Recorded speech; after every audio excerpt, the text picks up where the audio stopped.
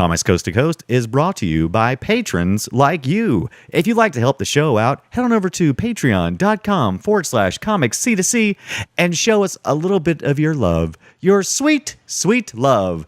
I mean, like $1 worth of love. And we'll take that love and hug it and squeeze it and make it do podcast things that you'll enjoy. So come on, see what happens. This is Comics Coast to Coast.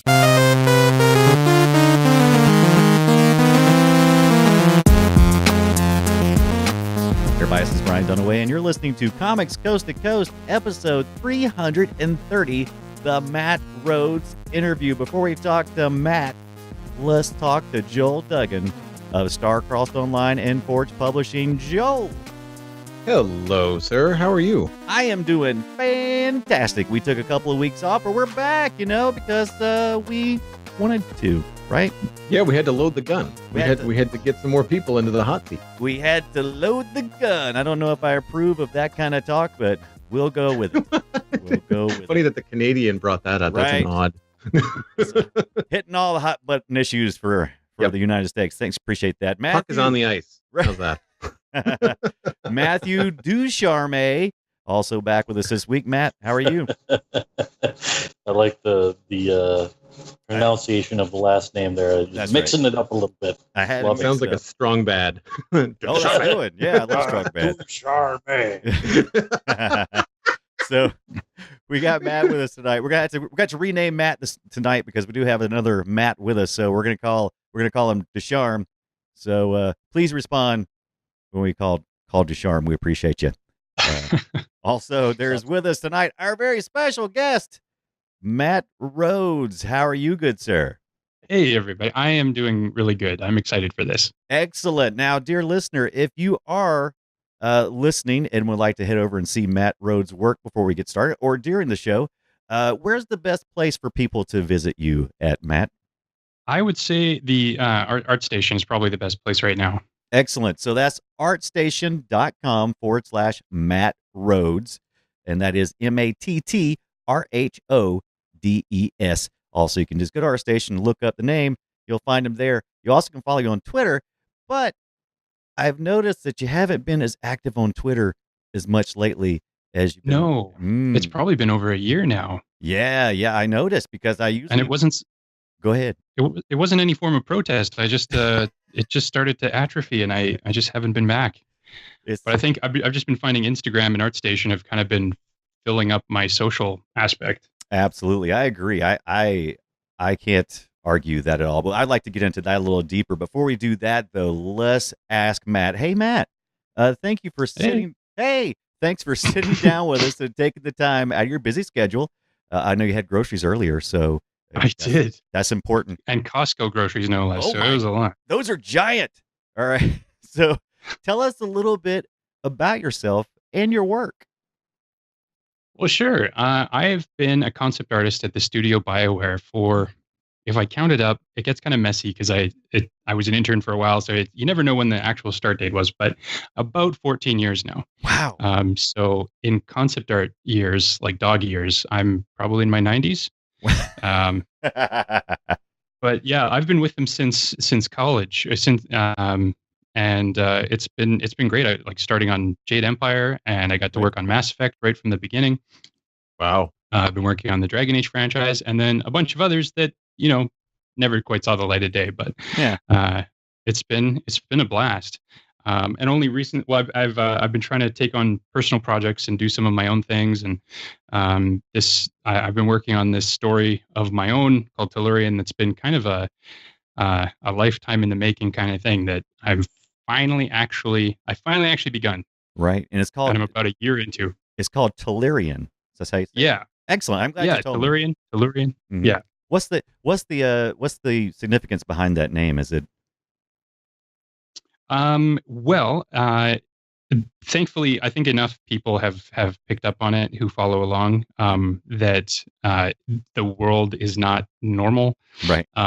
Tellurion is actually the name of an astrological model that involves the Earth and the Sun and the Moon. Mm-hmm. So like an orrery, but not the entire galaxy, or right. not the entire solar system, just the Earth and the Moon and the Sun. Right, right. I like those guys there, and I like those three together. It makes me happy. It's a good group. Yeah, it's a good group. It's practically what I base my whole life on. Yeah, if you had to pick three, really. Right. I mean, Yeah. It makes sense. So can you tell Nice. us a little bit more about the Tellurion project? Well, sure. I mean, here, let me explain something right off the bat, because I only because I just started doing Twitch streams myself. Right. I've now been faced with this question, and I realized, I knew I was going to have to answer this eventually. I am so happy and excited to talk about Tellurion from a technical perspective or from a creative project perspective. But it's funny that because it is a what it is, for anyone who hasn't checked it out, is it's a visual story. Right. So I'm trying to do it without the use of words or descriptions, and what that means is that the visuals have to carry everything. So it's all expression and body language and design and all of that. And so I feel like if I describe the content, Right. I would be like a bull in a china shop. Like it would suddenly the visuals, the kind of heart of the experiment would fail, I think because you if the explained visuals that can't perfectly. carry it. Right. Okay, good. Yeah. Good. That makes sense. That definitely makes sense. So we won't press you to give a verbal description of something that is very visual and probably needs to be interpreted by the viewer. Speaking of Twitch, by the way, we're broadcasting live on Twitch today, as we do Thursdays at 7 p.m. Eastern time here in the U.S. I've posted in the chat room a link to the Tellurion project, where you can get to tellurion.ca. That's in Canada, correct? That's right. Excellent. And you can go take a look at this project, and I've been looking at it too. And maybe I was fishing a little bit because maybe I'm a little bit stupid, and I just want to know a little bit more about it. But hey, what you gonna do? But I took a stab, right? I took a stab right at it. Yeah. Oh, you had to. Yeah, of course. Yeah, right. So, all right. So you did mention you've worked at BioWare from it sounds like almost day one, because didn't BioWare start like in the mid 2000s somewhere? So you've been there. I've been there for over half of its existence, Wow. just barely now, because it had been around for about maybe 10 or so years before I showed up. Right. And we just passed our 20th anniversary not long ago. Yeah. And so it's been around for a while. But yeah, I joined I joined at about Jade Empire, so that was when they were really first trying their own IPs. Right. But I was like right at the very end of Jade Empire. Okay, so you weren't doing the conceptual work at that time for Jade Empire, but it was more like you were coming on. Yeah. Well, I had designed a few of the characters. I did a lot of NPCs and at least two of the followers. Right. Interesting. So where were you at before BioWare? School? I was in school. Excellent. Yeah. Yeah, I was in art school. And the art director was an alumni of there. So so he was coming down. They needed some extra help, so they came down to check out portfolios. And right. I am eternally thankful to my teacher. Now I'm going to get his name wrong. Dave Webb. Dave Webb. I'm pretty sure it's David Webb. Right. But he grabbed me just as I was on my way out the door. I was about to head home, and he said, "Hey, grab whatever artwork you can find and come to this room." And there was like all the fourth year students. And oh no! And I had my sketchbook in my bag, and I handed it to this guy. Kind of got shoved to the front of the line, and just talked about video games for like 5 minutes, and said goodbye. I had no idea who he was or what was going on. But I got a call a couple weeks later and said, "Do you want to be an art intern?" And you said, let me think about that for a minute. Yes, please. Yes. Right? Well, yes, that sounds like I believe I could do that. Right. So Man. that's great. So was that your intention in school? Was that where you were wanting to head into? Was into gaming? No, not at all. It wasn't even on my radar. Wow. Yeah. I didn't actually even realize BioWare was a thing, to be honest. I wasn't following them. I wasn't much of a gamer. And so in my head, it was going to be either film or comics or something like that. I was going to move to California or New York or, wherever that sort of thing was done. Right. And off I would go. But no, video games kind of found me, I guess. It sounds like it's doing you well too. You've been at BioWare for, would you say 11 years, 12 years? Almost 14. Almost 14, 14. yeah. Wow. So Yeah. something like that, 14 years ago, you're talking about pre-Twitter, pre-Facebook. Oh, yeah. Really pre, internet saturation as we kind of know and quote unquote love it today.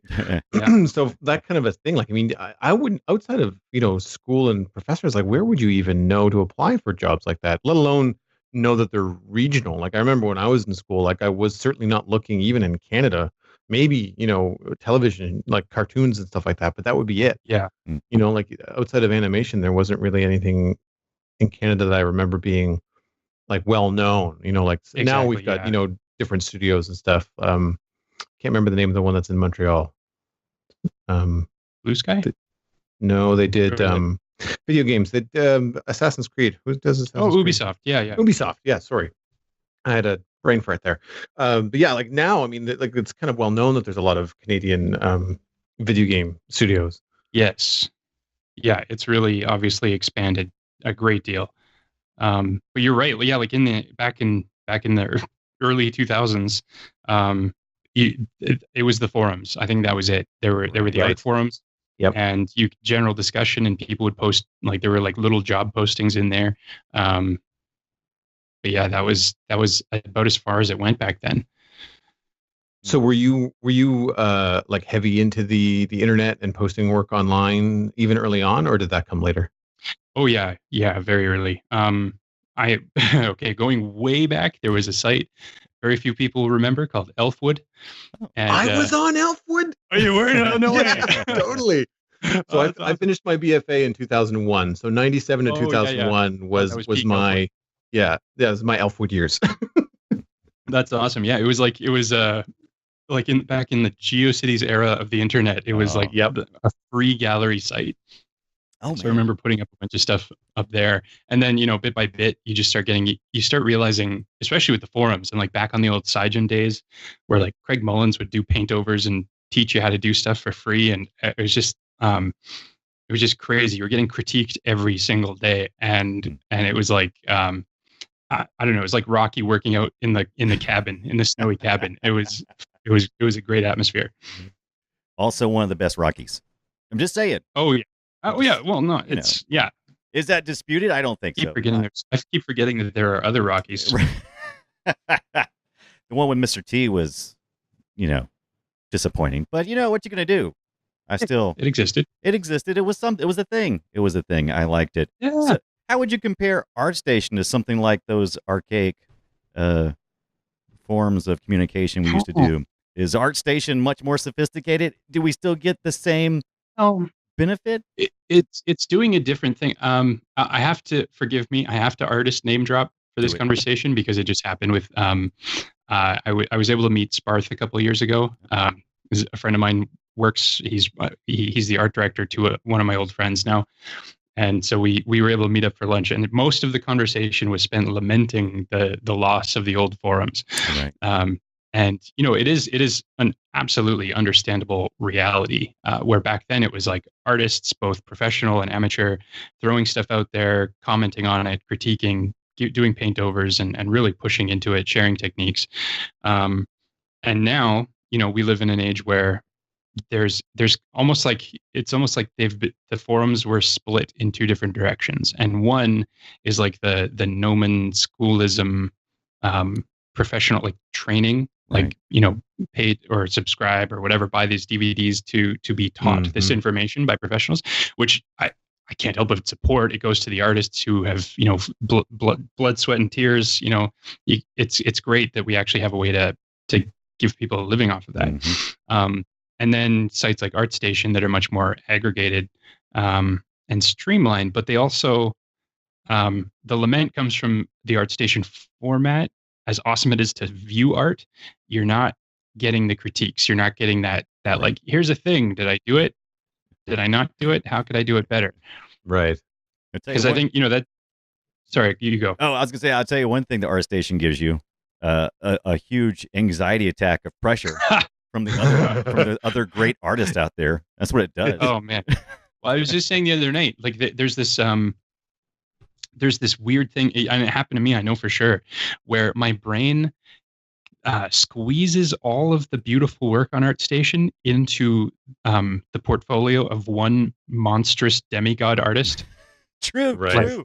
I'm looking at these incredible environments and these incredible renders and these incredible caricatures, and it's like, who can do this? It's like, no, it's okay. Shh, that's lots of people. They can only do that one thing really well, and it's really good. Yeah. It's not some monster out there that's out to get you. I've caught myself having to limit the time that I spend on ArtStation because I'll be clicking and you'll be in the mood like, you know what, I'm not tired right now. I'm gonna have, a cup of tea or something like that and just kind of chill out before bed and start at about 9:30. And it's like, yeah, this is great. Image after image of whatever you're happen to be looking for that night. Like, this is fantastic. I'm feeling inspired and this is awesome. And 40 minutes goes by and you're like, oh God, I need to work on more. I should draw right now. It's late. I shouldn't draw right now. I'll be up until 3:00 in the morning. And then you just keep on clicking. And then all of a sudden it's been an hour and a half and you feel like garbage. It's like, what? This was supposed to be a good inspirational session. And if you stay there too long, you go down that black hole of like, everybody is so good. How are there so many people out there? But at about the hour and a half mark on ArtStation, it's time to just get into the shower with your clothes on and cry yourself to sleep. Is this a modern problem? I mean, have we ever had, as artists, had so much in our face competition? I mean, go ahead. I think it's a social media thing. I mean, it's the same thing that people talk about when they talk about all the bad stuff that's happening in the news. All the bad stuff was happening in 95 too. It's that you didn't have Twitter and Facebook and Instagram telling you about it constantly. So I think it's the same thing. Like when I was, in high school, there were phenomenal artists in China. I had no idea they existed. Zero. Right. But then now it's just like, wow, that's amazing. And you go to read the descriptions like, well, I can't read it because that's Mandarin. But it's awesome. It's obviously really good work. You know what? As easy as it is to despair too, the thing I do actually love about it is that it's a crucible. Like, and you can tell, like, I'm looking at the work that like 17-year-olds are doing right now. It's like this, no, this shouldn't happen. This is impossible. Yeah. Who are you? What are you made of? But it's this environment that's forging, people are accelerating at this rapid, insane rate. But I think what it's doing is it's squeezing out like what's really important. Right. Yeah. Right. And I think that people are discovering what they want to do earlier in life and are able to focus on it because the options are out there in terms of the internet. Well, it's like, well, here's your job listings. There's thousands. Even within art, there's hundreds and hundreds of different kinds of art and things that you could do. And I find that people get zoned in and focused and are able to, even at a young age, like you can be in high school and you can afford the $20 a month or $30 a month to join like a svslearn.com and get real artists critiquing your work on money that you could easily earn at McDonald's at your part-time job. It's really accessible and that kind of stuff I find phenomenal. Like I'm always happy when that kind of stuff is out there. Not just that, but I think I've said it before on the show that the artists now have a wonderful safety net that people closer to our age didn't have growing up.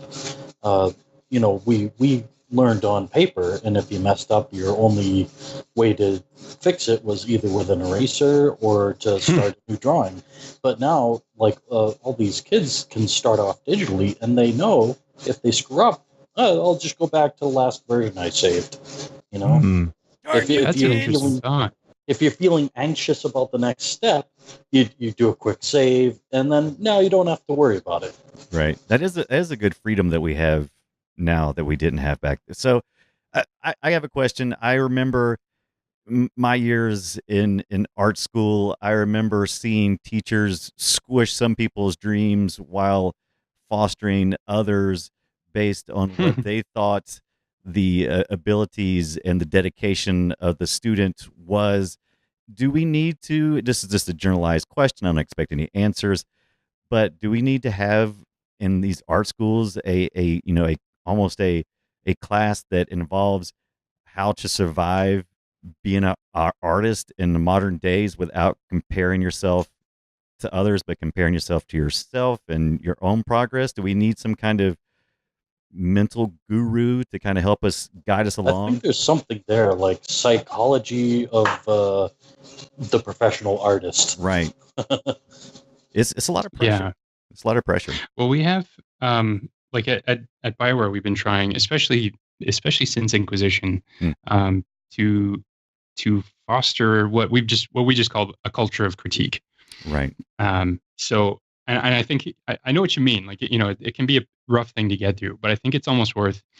Maybe it's even just telling them these are nerves that need to die. Hmm. Like, in the same sense that when someone's kickboxing, they will kick a heavy bag continuously for weeks and months until they don't feel it anymore. Their leg is a baseball bat because there's just nothing left. And in a way, I think that approach, and just to say, like, yeah, it hurts, but lean into it. Right. Let it hurt. Eventually, it's not going to hurt anymore. Because like the culture of critique, part of that too, then is saying you get used to not being abused and ridiculed, but you get used to critiquing the work, not the artist. Right. And then too, when you're receiving the critique, you're receiving the critique not as a personal attack, but as, someone trying in as good faith as you can, trying to build up the work. Yeah. That's great. I think it's important that that culture that you're speaking of is picked up, and if you embrace the always learning, like you can always try to improve, and once you Yeah. realize that other people can kind of contribute to that, and that your next piece is going to be better because of it, then it's a two-way street. Like, you realize that that by being open to that and not taking it too personally, you can improve. But then at the same time, you also know once you get to a point where you can do that for somebody else, there's a feeling of satisfaction and like the warm fuzzies where you're just like, oh, I helped that person through Totally. not being able to draw hands, or like stuff that I was struggling with 3 or 4 years ago. And I think there's that balance. And once people reach that point, then you get into a really kind of healthy environment. And I think a lot of it too is that I've seen it not so much on ArtStation, but on DeviantArt, which I don't spend a lot of time on anymore. But there would be certain ways that people would post, and I can't remember whether the post was flagged or whether they would just say in their post like, "Hey, I would like a critique on this. I am open to." So it's an invitation, and then it feels better that way. Yeah, you could flag it for that. You could request it. I am ready for your pain. Is what? Yes. Please bring it on. I can't wait. So that is fascinating. So that is a great. It sounds like BioWare is a very conscientious company for its employees, especially for us artists who need. We're a little sensitive people sometimes, right? And what you're talking about is making it where not only does the artist benefit, but also the company will benefit, because if you can get past all those hangups, I mean, you're going to have a better product in the end, right? So that's very forward thinking of BioWare. Yeah. I mean, we had I was kind of happy to explain to somebody. They saw that when we made our art book for Inquisition, right, that rather than each individual piece being credited, there was just like a list of credits in the back of the book. Nice. And they were saying, well, that's not fair. How do we know who did this? And it was kind of awesome to explain to them, no, like there's not a single image in this book that was done by just one artist. Oh, right. Like maybe it was by somebody's hands, but like everyone had feedback on it, or, it was drawn by this guy, but it's this person's design, and it's, so it was impossible to attribute any one piece to any one artist. And I don't know, I just feel like creatively that was just a really awesome place to be, because like ego is just there's nowhere to hang it. Yeah. Right. In terms of working in an art team and being part of that process, would there be any kind of either piece of advice or trick of the trade that you would pass on to an artist that was going from being kind of like doing their own thing into a work environment where they're going to be working with a small or a large team? I think so. And I think, well, this is kind of, I'll see if this answers this question. I'll just try it out. I think if you position yourself as an artist to be a servant to the team, you're in good shape. So it's like, yeah, okay, you can paint, that's great. You can draw, awesome. But if what you paint and draw doesn't actually benefit the team, doesn't actually get you forward, it doesn't actually put a game in a box at the end of the day, then congratulations. Like, what have you done? You've done nothing. So, right. So I think if for a new artist coming in, positioning himself as like, okay, I'm here to help. What do you need? What do you need? What do you need? So that the work that you're doing is like solutions to problems. I think that that positions you really well. Yeah, I mean, you have to approach it like a job, I think, and I mean a fun job, a Right, fantastic for sure. job. But when people at McDonald's they flip the burger, they mean flip the burger, don't scramble the burger, right? Like, I mean, if you think it's going to look better as ground beef chopped up, well, that's fine. But the person at the counter doesn't want a chopped up burger. Like, one of my favorite lines that I would hear over and over again from my friend Peyton when I first started working with him. We met through the animation industry.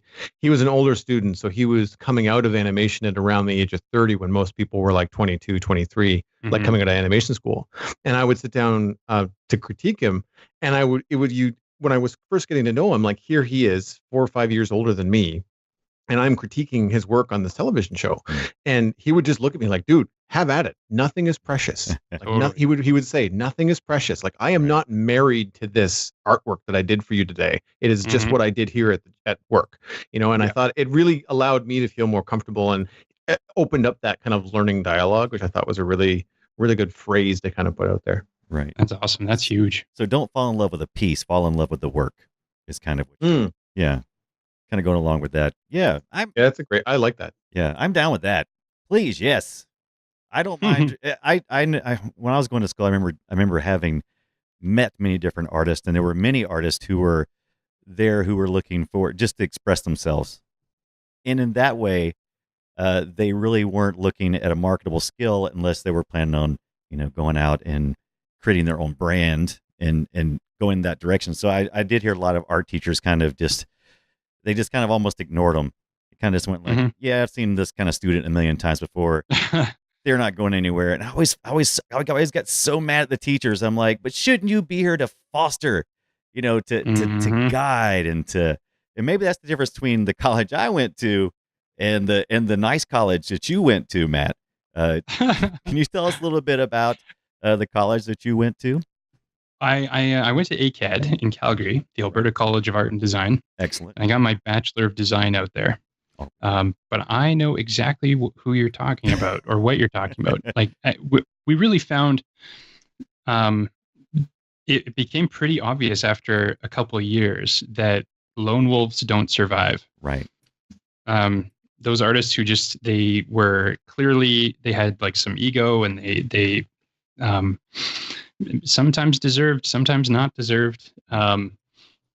They knew what they were doing. They knew they were awesome, and they didn't need any help. Thank you very much. And most of them were done before we graduated. Right. Maybe art school's not for them. Yeah, exactly. It's like they were just going out of obligation or duty. They just felt like, all right, this is the step I have to do. Right. It's true though. I mean, we had, admittedly, there were periods where I would get kind of lazy, and I'm very thankful. I had this one teacher, Tividar Bote, pull me aside and say, like, look, stop competing here. Like, you're competing with the world.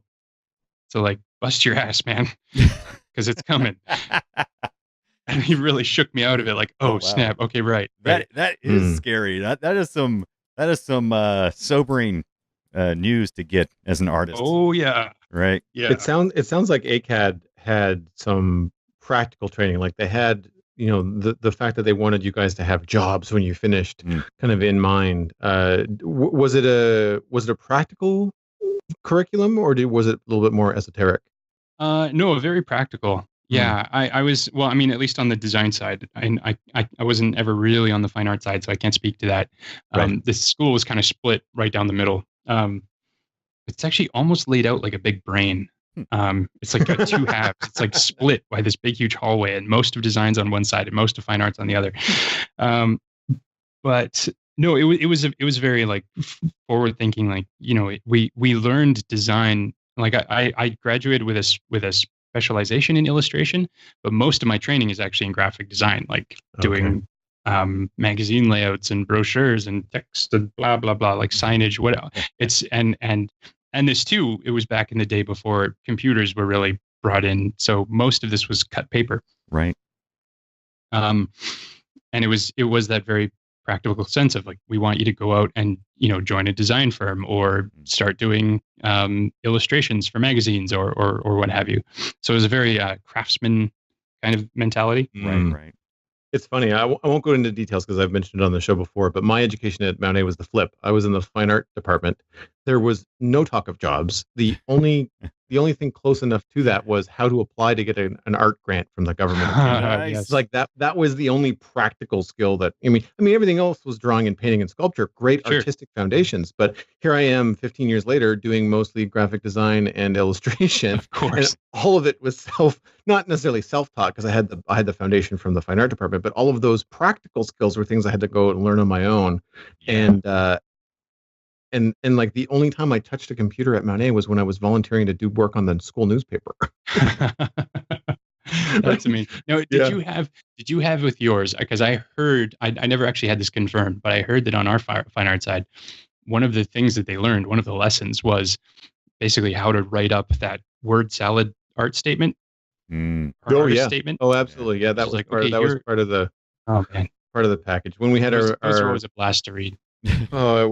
we had a fourth year show and you had to do like basically it was a self-directed term or two terms where you kind of had to come up with like a bunch of pieces that you're going to show in a gallery, and of course you had to be able to talk about them in front of the class, and you had to be able to present them with some snippets and stuff in the gallery and all that kind of stuff. And I mean, some people were, and this is funny, like that's where the lone wolves almost were shining. Like there's a couple of people that would stand out that were they were artistic and brilliant when they got to Mount A when we were 18, and they were even more so when they left 4 years later. And those are the people that are getting like, government grants to do sculptures in the foyers of buildings in Ottawa. And it's just like, well, but none of it, like all the people that were sitting there looking at all the, like a lot of this art that was out there and these artist statements that were kind of like raising the eyebrow going, what are you talking about? All of us that I've been able to keep in touch with are working in more practical jobs like art teacher in high school, or someone that works in illustration or graphic design or something like that that's a little bit more commercial. Like there was no commercial stuff. It was all like art for art's sake. Interesting. So I guess that's the moral of the story, right? If you're a lone wolf, you're probably going to be a lone wolf in your work, and maybe art school will benefit you, and maybe maybe not. Maybe not. Who knows? We don't really know. We'll just have to see. Now, most of us normal people who are social and like to work with other people, hey, that's just us. But okay, so in addition to it sounds like you had a great background at your school, but you also recently in the last couple of years were able to go back to your school and kind of give a little talk at that school. How was that? Was that a good experience for you? It really was. And I think I actually even mentioned in the video that it's bizarre. It was bizarre to be there because it doesn't feel like I was even gone that long. But knowing that I was coming back, what I really wanted to try to do was to take what at the time was maybe about 12, 13 years of experience and tried to condense some of the harder lessons that I had learned, or kind of trying to say, if I could come back and be talking to myself before I head over there, right, and I start working, what would benefit me the most to start with? So that was the summation of the talk, was just trying to find, trying to put all that stuff together for those students. Right. Now, did you approach anything that you're using currently at BioWare, like your collaborative work and how to be a conscientious? Can I say that? Conscientious. Oh, now I'm going to question it. Right. Designer in a team environment. So did you have any good advice for those people about collaborative work? And if you did, could you share some with us? Because we like to collaborate. We like being nice. Yeah. A lot of the stuff, I mean, part of it was actually to do with what we mentioned earlier, that anxiety that comes from, too much absorption of incredibly, insanely talented work. And just part of it, what I wanted to communicate was that in order to avoid that, you have to do other stuff. Like you have to take on whatever it is, like go for walks in the forest, watch old movies, start gardening, whatever it is, but like engage more with life. Because really, I think that's where you're going to get more inspiration and more actual, and where you're going to find your voice. Because I mean, at the end of the day, we don't want I mean, somebody probably wants an army of ArtStation clones, but we really don't want that. We want to have artists and everybody with a unique voice and everybody being able to contribute. So I think it's that idea of, figure out what stories you want to tell, go do the research that will make you better at telling those stories. And then live your life in a way that feeds into those even more. Right. That's good advice. I'm currently reading books by Joseph Campbell and some interviews with him, and you guys may know him from he's always been a great storyteller, and he discusses a lot about myths, and I've been trying to digest all of that information. I'm going to get a lot of this wrong because I'm still very early on in my journey with that, but it sounds like some of that he has a concept of separating the mind from the body and what the body experiences, like what you're saying, going out and living life, and putting that into the mind part, because it can't just always be isolated in a bubble of art. Yeah, you won't go very far. But speaking of storytelling, so in your concept designs, because we talked about earlier about your project where it doesn't really have any language to it, and so you're telling all this storytelling visually. When you're doing your concept art, how much story do you put into that, and how much do you keep out, not to muddle the waters when you hand that off? Is there kind of a balance? Yeah. Oh, there definitely is, and I think it's I try to cram in as much as I possibly can get away with, but that too has been a learning process, and that too is actually something I talked about at my ACAD talk was that taking it upon yourself as an artist to collect that information. So, because Tellurion, for example, it's my own project. I know what my intent is. I know what the story is, so I can just make a decision. But to find out in a concept art scenario, what do the writers intend with this? What do the designers need? What are the animators capable of doing very well, and what should I avoid? And when I can pull all of those things together into one image, that to me is the best. Like, that's the best feeling, to solve something that works for an entire group. But within that, it's trying to say, okay, well, let's say, designers want to just need this person to be able to throw javelins. Okay, cool. And the writers need, this kind of is an indication that they belong to this culture. Okay, cool. And within that, you're free to go. Oh, and by the way, the animators, they don't want to do anything too jangly in front. Okay, fine. So, okay. And also, the animators are lazy. No, I'm kidding. They are realists. they are the good. They are the good cold splash of water sometimes. Right. But it's like once you have those parameters, there's actually a lot of space, a lot of room. And the great thing is too, our writing team has been awesome about checking in with us. Because I'll use an example from Dragon Age. We were designing them, and I was designing the Kunari, which are these big, brutish kind of monster guys with horns. And I wanted to create a system that looked like it could go across all of these, like a whole group of them, that would look like a harness that you could attach different modular pieces of armor to. So some shoulder plates on this guy and a chest plate on this guy. But roughly it's like the understructure for all of it. And I thought, because we want to keep the musculature exposed, we want them to look really like all about physicality. We just went with like this rope motif. So they've got all these red ropes wrapped around them. And then, so those are meant to be kind of like these anchor points for whatever that you want to attach on top. So the motif was just purely born out of the idea of a practical necessity. Mm-hmm. But as it became a little bit more and more and more consistent within them, we actually, in back and forth with the writers, started talking about how the rope actually could tie into their ideology as a culture, because they have a very almost like, this is totally butchering it, but like kind of a very communist, like, you are what we say you are, and we're all one, and nobody's unique. There's no identity, kind of a thing. And so the idea of like, if their culture is almost represented in this one continuous chord, and you are just a small piece of that chord, and you carry it with you. But remember, you're only just one piece of this long cord that's going to eventually wrap up the whole Earth. Well, I like it. So, it's one of those cases where back and forth, they can see what we're doing. We're just making calls, and then it can get kind of woven back into the writing. That's fantastic. I love that kind of stuff. So how often do you guys meet? Is there like a weekly meeting you guys do, or is it just as the project needs, or?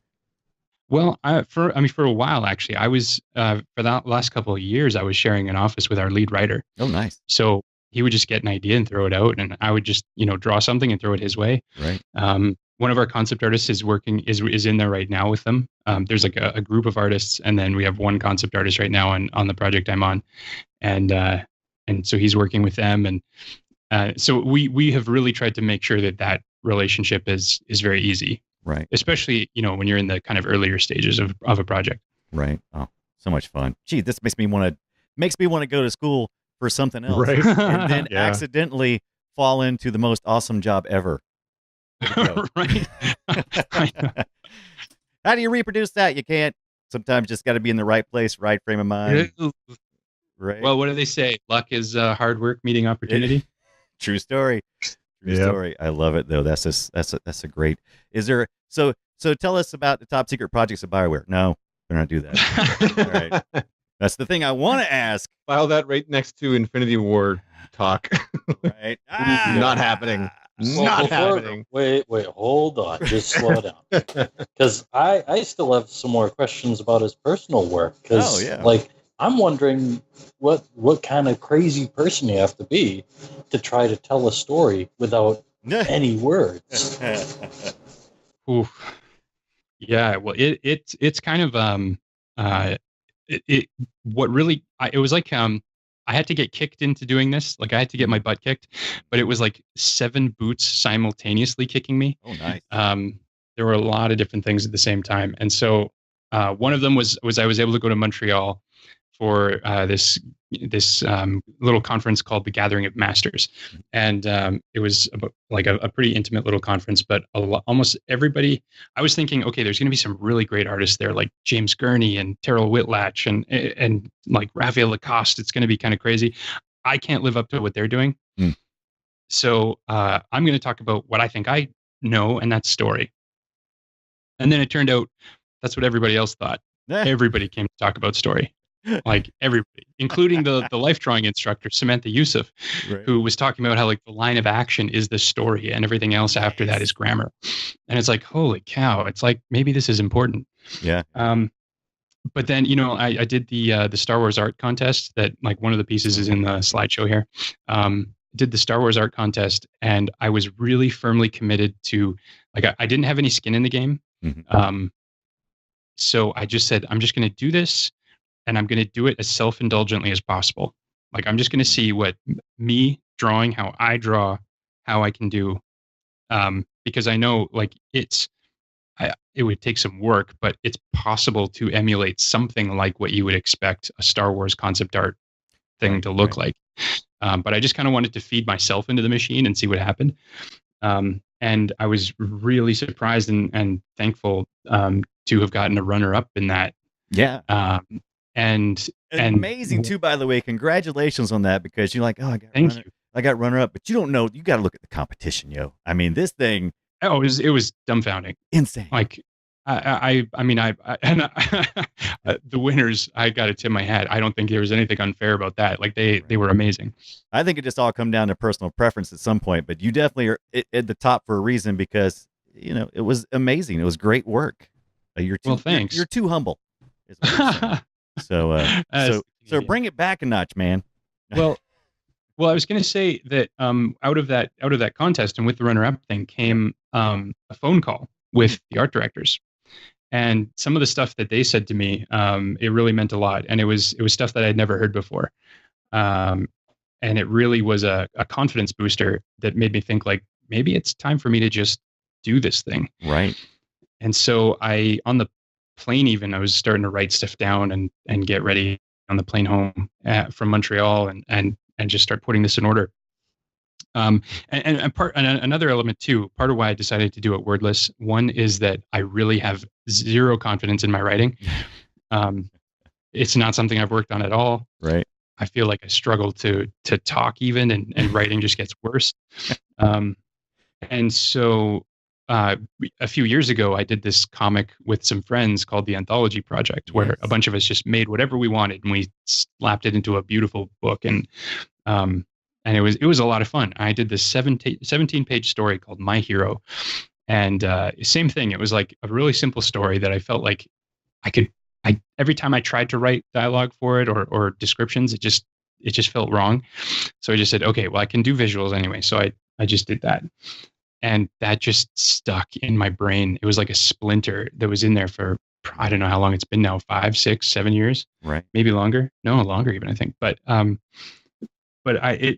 it's My Hero. I always thought I should have done more. Like I should have made it bigger. I should have spent more time on it. So when the time came to do this, it was like all of these factors coming together where I was like, okay, I want to do this. I want to tell this story. I'm going to take my time. And and I just started. I had an outline, but I just drew the first panel, and then I drew the second panel, then the third panel, and it's now been over a year, and I'm like 120 or so. Actually, let's see. There's 123 images. Yeah, there's a lot to look at as a consumer. There's a lot to look at. And, it's really, really cool. Do you have an end game in mind? Like, is it just a personal exercise, or is there a collection, a product, a book? Like, is there some sort of intention behind it? Yeah, I would love to publish it. I mean, it would be ideal to have a finished piece that I can put out there for anybody who'd like it. So I think that would be my end game. I'm definitely far enough away from really making those decisions. You think so? I got money in my hand right now. You just tell me where to buy it, and I'm ready to go. Well, I mean, part of it too, because this is just like a personal thing. I'm just doing it in my spare time. Right. I knew I wasn't going to get like a marketing budget or anything like that for this. So part of it has just been, it's a good motivator to just keep making images. So it's good practice. And it's, so anything like the closest thing to a marketing campaign is just putting it out there. Right. So if people want to follow it, they can. And eventually, if there's a book that's published, more people can say, hey, I think I saw that somewhere. Yeah. Yeah. Well, it's these days I'm pulling a quote from, I think, Comic Lab, which is another podcast that I listen to, and they're talking about web comics in general, but it applies to any kind of like getting art attention online. It's like building a sandcastle by dripping sand. Right? Like you just keep at it, and eventually you've got like this really cool looking volcano, but it takes a really long time to drip wet sand into a pile, right? Yep. And I marketing budgets, I don't know, honestly, people are marketed to so heavily these days. I think you'd be better off to have the true fans that discover it and then follow it of their own decision and not feel like they've been told to go follow. Absolutely. Like you end up with some more devout followers in that way. There's just so much to unpack. It must be nice, like, to have a personal project where, instead of sitting down and wondering, like, we all have that moment, like, I want to draw something, but I don't know what I want to draw. Yeah. It's nice that you just have, I'm just going to draw whatever's next in my notes or my grand scheme. Mm-hmm. And that must be yeah. Well, it's been awesome. And to your previous point, just before I forget, I mean, the part of it too is, in just releasing it, it's like trying to provide value. And if people follow it and people dig it, then theoretically the value's there. And I kind of need to prove to myself too that it's like, okay, if it's working, people will keep tuning in. Right. What's sorry? There's one thing interesting that I don't know if it was intentional or not, but I really, on ArtStation, well, actually, where are you hosting Tellurion at? Is it on ArtStation or is it? Yeah, it's mostly on ArtStation. Right. So there is a form that the way the images are displayed. So each image is displayed like in a box, and it's about, on my screen, it's about 5 blocks across, and I'm sure it adjusts dynamically. But there's an interesting story that's told just by scrolling through with your the warmth and the cool of the story as it goes along. Right. that I don't think you could get if you had a book, if this was printed. So I don't know what the value of that is, but it's just an interesting format of flow that just seems appealing to me when I was looking at the website. Right. Neither here nor That's an there. interesting way of thinking about it. No, it's good to consider, because I think too. There's who knows what digital distribution will look like in another probably couple of years. I'm assuming it's going to take. And so there's that as an option. Another thing, have you guys ever seen Jodorowsky's Dune? I have. I know what you're talking about. Yes. Okay. Yeah, it was pretty impressive. Yeah. Okay. So at one point he pulls out this book that is like the storyboard for his movie, and it's like I just wanted to jump through the screen and take that. And it was so cool because it's like this book that's basically like this huge stack. It's like a brick, and every page is one page of the storyboard. Right. And so you kind of flip through. So right now, anyway, like my naming convention, I started when I was thinking of putting like 3 images on a page. But the more and more time that passes, the more I'm thinking about like just one image per page. Yeah. And you just flip it and turn it. So it's kind of like you're going through a movie, kind of one chapter heading at a time or whatever it is. Oh yeah. I mean, a big enough book. So many people watch movies on laptops now. Like, I mean, you'd have the exact same experience. You'd have the same experience though, right? Like the thing that people are so used to consuming media on their phone or tablet or laptop, Right. the book would be the same size, but there's none of the distractions. There's just the one panel like that. Oh, I like that idea. And I think too, there's something about if I go page by page, like just one image per page, what I kind of like about because it takes me about a week to do one. Sometimes I can do more images, but just the amount of time I can actually squirrel away for it. You kind of have time to look at it, pack away whatever you think you're going to need, and then wait for the next image. And I think if it was multiple images on a single page, you could kind of just go image. Whereas if I'm gonna jump from moment to moment, you kind of have to absorb before you head off to the next page. Yep. So hopefully, because there's this comic, and now maybe you guys would know this better. There's a comic, this guy who does comics about dinosaurs that are wordless. It's just these awesome. I can't remember his name. Shoot, I have one of them here. They're these great comics. They're just like the world of dinosaurs, and it's just like dinosaurs living their lives and hunting for food. And are you thinking of Dinotopia? No, that's James Gurney. This is like actual prehistoric, like just Delgado's Age of Reptiles. Oh yeah, that's it. So you look at that, and it's like because you know that you're going, when you're going to turn the page, you kind of because you're only getting the information visually, right. You kind of have to examine the images a little bit more just to make sure that you're carrying enough to the next image. Love doing that in comic books, especially when you're reading a comic book and then it's suddenly broken up with just a couple of pages of images, and you do have to slow down at a different pace. It's always been the thing that pulled me to comic books to begin with. Totally. I love this work too. I don't think I was familiar with this work before, and I'm really digging that. Put that in the bank. It's familiar to me somehow, but I don't know whether it's been mentioned by someone else on this show or whether I just came across it looking up dinosaurs or what. I don't know if I'm primed to see this because of researching you, Matt. You had discussed in an interview talking about Little Nemo. Winsor McCay is a huge. Oh yeah, I love Winsor McCay, and I love that series too. And I'm seeing like a Winsor McCay almost kind of element to how this is illustrated as far as style goes. I wouldn't say because not the shaping is a bunch different, but it's interesting. Probably just prime for it. Just thinking it in my head. Awesome. By the way, Matt, thanks for keying me in on that Little Nemo because I had not explored it in a very long time. It actually kind of put it back somewhere in my head, and I went to look for it, and I was like, I need to get this collection of Winsor McCay and Little Nemo, and it's highly expensive on Amazon, and I would like to have the full experience. And so I have friends who work at the library, so I found out that I know, right? I found out my local library has a little bit of budget left, and it's at the end of the year for their budget, and I was like, you need to get this book. For totally selfish reasons, go get it, and I'll be checking it out. immediately. So Good. So Well, thanks that's for how that. I came across it. Right. Oh, is it the library?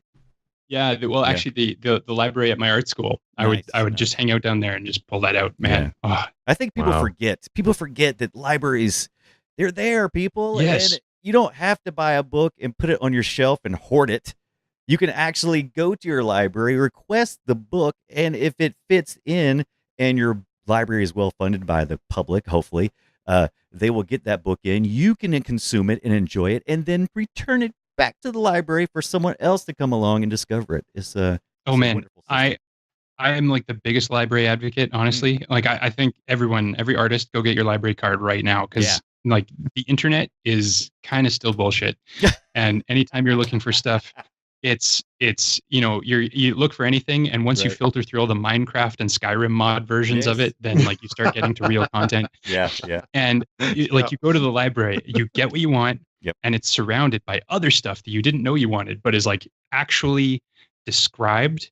Yeah. It has labels. It has all the information you need. Like it's not none of this. Nope. Like, real. You get used to looking for reference on the internet by like looking for people's vacation photos where they didn't understand how to down res their photos and like Right. it's a nightmare. Whereas like the library, it's all there. It's all there. No ads, no clickbait. You just go in, you get your content. Totally. It's isolated. Sure, it's a snapshot in time, but hey, at least no one's messed with it, right? It's It's as whatever high they res believe. as you're willing to scan it. Well, and that's Absolutely. so much of all the really good content. Nobody's scanned it yet. Right. True story. So that was our public service for the week. We did our There you go. duty. Go get your library card. Go get your library card. We did our duty. Okay, so we're wrapping up the show now. So that means we bring Matt back on and say, Matt, bring out that question that you always have. Yes, indeed. Well, from Matt to Matt, you already brought up one artist that, actually, a couple artists that our listeners should know about. Is there anyone else that you didn't talk about yet? Yes, there is, and let me check. I'm going to pronounce it badly, but it's Gennady Novoselov, I believe. My Russian's not great. Yeah. He's a Russian illustrator, and so this is kind of an older artist, but just man alive. I don't know if you've been able to pull up any images that he's done, but it's like a very stylized, but very textural, very like textural stylization. Right. And he gets so much life out of these characters. There's like this whole colorful series of storybook illustrations that he did, where like these the furs and the chainmails and the these piercing gazes on characters that are really beautiful. Yeah, this is. I'm a fan of. I've been looking at some of the older illustrators that kind of were the progenitors of what we would call stylization now. Like, I mean, there's not to pile up artists, but like Heinrich Kley, if I'm pronouncing that right. Right. German artist who was kind of like, he was doing like dancing hippos and Right. alligators that eventually, fed into Fantasia. Mm-hmm. But yeah, this Gennady is like that work. I don't know. It's like the kind of stuff you could hang on your walls, but it tells a story so well. And it's so unique. I mean, you don't see like, this is not something that people have just been, just emulating. It's very unique. The line work is beautiful. The color choices are just way outside of what I would have picked. Yeah, phenomenally. Right. That is some interesting looking stuff. This is something else I'm going to be consuming. See, if I was at the library, I could just sit down, open this art, pull out a whole book of it. Yeah, and just absorb it. But instead, that's right. Instead, I've got this link over here. I'm gonna click on this, and now I'm gonna see what this is. Oh, now I'm buying socks on Amazon. Now, what happened? 200 pixel by 300 pixel thumbnails. All right, so Matt Rhodes, thank you so much for being here. And I can tell you one thing: we didn't even get to even half the questions that I wanted to pick your brain about, which means that you're going to be beholden to a part 2, where we won't have to go through the backstory, right? We can skip straight through the backstory. We can skip through, the advice, what you're doing for your day job, and we can just go straight to, questions like, what are you drawing with, and how you doing this and how you doing that. We'll have a part 2 eventually, sometimes in your future, All right. Matt. we really enjoyed you being on the show with us tonight. Thank you so much. Well, thanks for having me. Absolutely. Hey, just one last. Is there anything that we want to remind the listener to go look at? Is there some websites, some links? You know what? I don't have anything out there. If you want to check out Tellurion, it's at ArtStation, Yes. Matt Rhodes art. And I'm actually going to be twitching my next Tellurion image like while I'm in progress tonight on Twitch at 8:30 p.m. Mountain Standard Time. Okay, let's see when the math. That's math and math. So- Ooh, I'll be in the bed. Dang it! But you'll, Yeah, I know, you'll leave it's- it on video it's- on demand so I can see it tomorrow. Which Yeah, I'll record it. that's I'll right. record it. You got to record it for us, Matt. Thank Yeah. you so much for being on the show once again. And thank you to Joel Duggan of Starcross Online and Forge Publishing. Joel, thank you so much, sir. Hey, my pleasure, sir. Always a good time, and I'm really excited to talk about it. I've been a fan of your work for a little while, so thanks so much for coming on the show. For anybody that is interested, head on over to forgepublishing.com/shop. There's only a few more days left to pick up a free print with Piper Thibodeau's book. We've got a print called Cherry Blossoms, excuse me. They're cherry blossoms, but they're possums. Imagine that. And that's the free print. Yeah, that's coming along with Daily Paintings book in April, and we just launched. Speaking of dinosaurs, actually, we just launched 6 new prints in the store. T-historic Chinosaurs. I will let your brain connect the dots, but you have to go see these images. It's a lot of fun. Favorite are the play on words. I love them so much. There are a lot of puns. It was almost I was checking my spelling like 6 times because like the computer's like, that's not how you spell ichthyosaurus. Like, yes, I know. I realize that. Excellent. Pun, come on. Fun.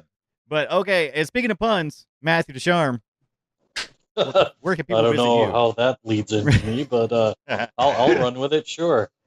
Do it. If you want to see more of my stuff, just go to YouTube, look up Matt Bawad or Matthew Ducharme. Excellent. You can follow me at the Brian Dunaway on Twitter. Also, go to my website at briandunaway.com. Sometimes I take a social media break, and you'll need to get to briandunaway.com to know what I'm doing because I just don't care sometimes. And also follow us on Twitter at comicsc2c, and the website is comicscoasttocoast.com as well. Now we're doing the twitch.tv/Brian Dunaway for now. We broadcast generally on Thursday nights at 7 p.m. Eastern Time. Come by, get in the chat room. Thanks to the chat room who is there tonight. The man with no screen name has been quite talkative. We appreciate that. Don DeGosa popped in near the end. We also appreciate you.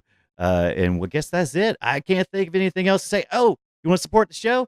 Head on to patreon.com/comicsc2c. We do appreciate the support there. That's it. And we'll see you guys next week.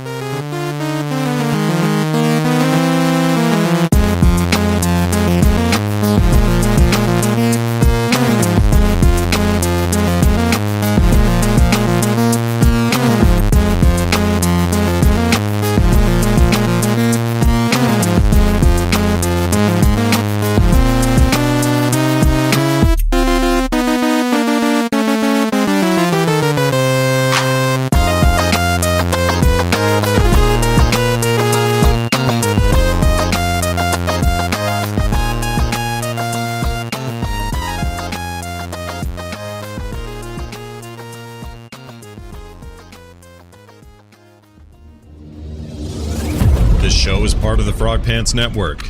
Get more at frogpants.com.